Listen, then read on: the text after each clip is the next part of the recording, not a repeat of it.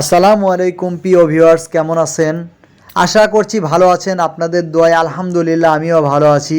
আজ আপনাদের দেখাতে যাচ্ছি মুভিং ফ্যান, একটা ওয়াল মুভিং ফ্যান কিভাবে রিপেয়ারিং করতে হয়। এই মুভিং ফ্যানটির একটু কয়েলের প্রবলেম আছে।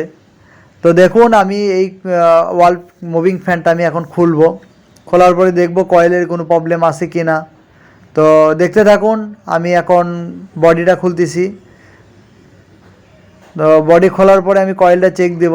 কয়েল চেক দেওয়ার পরে যদি কোনো ত্রুটি থাকে তা ঠিক করে এটা কমপ্লিট করব। দেখতে থাকুন ভিডিওটি, আমাদের সাথে থাকলেই বুঝতে পারবেন কিভাবে কাজ করা হয়। এই যে দেখুন, এই বডি থেকে এখন আমি আলাদা করতেছি। এটা খোলার পরে পেছনের পার্টটাই খুলব। এই যে পেছনের পার্টটা খুললাম। খোলার পরে এখন আমি কয়েলটা বের করব ভেতর থেকে। তো এই যে কয়েলটা বের করলাম। এখন আমি দেখি এই কয়েলটার কোনো প্রবলেম আছে কি না। তো দেখা যাচ্ছে হালকা পাতলা একটু প্রবলেম আছে, খুব জটিল কোনো প্রবলেমও না। তো এখন আমি এটা খুলব।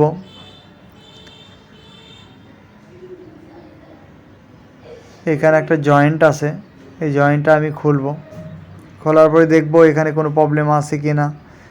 তো এখানে যদি কোনো প্রবলেম থাকে তাহলে এটা একটু ক্লিয়ার করে দিয়ে আবার লাগাই দিব, দিয়ে ফ্যানটা চালু করব। তো ভেতরে কয়েলের তেমন কোনো প্রবলেম নাই, হালকা পাতলা প্রবলেম আছে। তো কিভাবে ফ্যানটা খুললাম আপনারা অবশ্যই দেখলেন।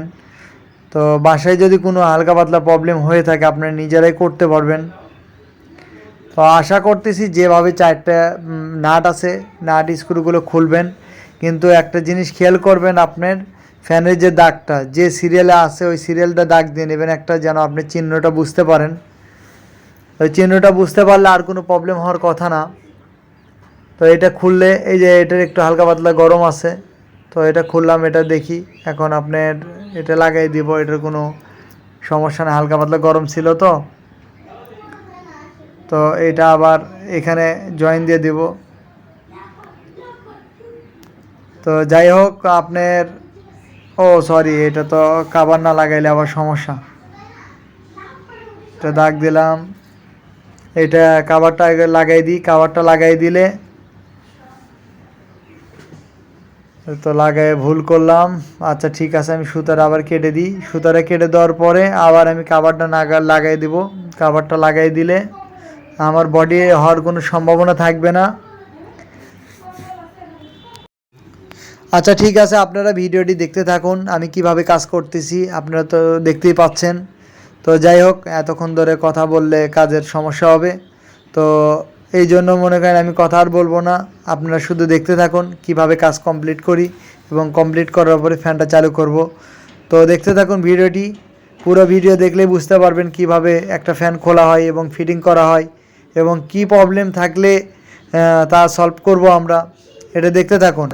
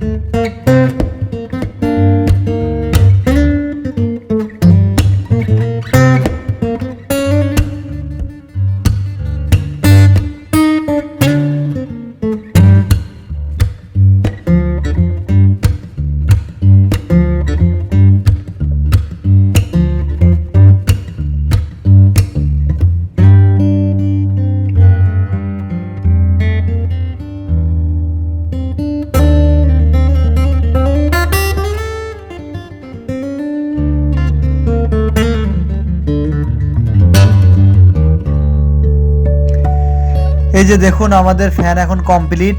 এখন আমি চেক দিব, আমি লাইনে ঢুকাই দেখব যে আসলে আমাদের ফ্যান চলে কিনা। এই যে দেখুন আমাদের ফ্যান কমপ্লিট, এখন ফ্যান চলতেছে। ওকে, বাই বাই।